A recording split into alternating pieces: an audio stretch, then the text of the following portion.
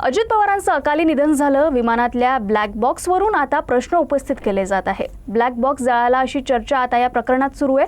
यावरून राष्ट्रवादीचे आमदार अमोल मिटकरी आणि काँग्रेस आमदार विजय वडेट्टीवारांनी शंका उपस्थित केली आहे.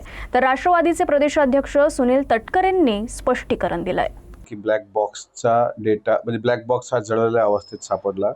आता हे समजायला कमीत कमी 20 दिवस लागले. म्हणजे 28 जानेवारीला विमान दुर्घटना झाली. तो ब्लॅक बॉक्स त्यावेळेस कव्हर केला गेला आणि त्या ब्लॅक बॉक्सचा आता समजते की ते पूर्ण जळला. आता तो फॉरेनला पाठवला जाणार. फॉरेनवरून त्याच्यातला अहवाल तो रिकव्हर केला जाणार. म्हणजे त्याला पूर्ण अधिवेशनाचा पूर्ण कार्यकाळ उलटेल. म्हणजे झाला 1-1.5 महिन्याचा डिले.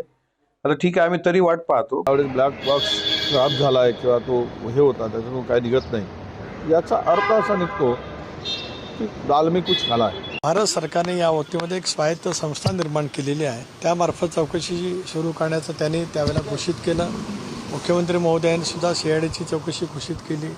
राष्ट्रवादी काँग्रेस पक्षाने सुद्धा पहिल्या दिवसापासून हीच मागणी केलेली आहे की ज्या तपास यंत्रणा अशापैकी विमान अपघात होतात त्यावेळेला चौकशी करत असतात, त्या देशांतील असतील किंवा बाह्य देशांतील असतील, त्या सर्व तपास यंत्रणांची मार्फत ती चौकशी त्या ठिकाणी व्हावी.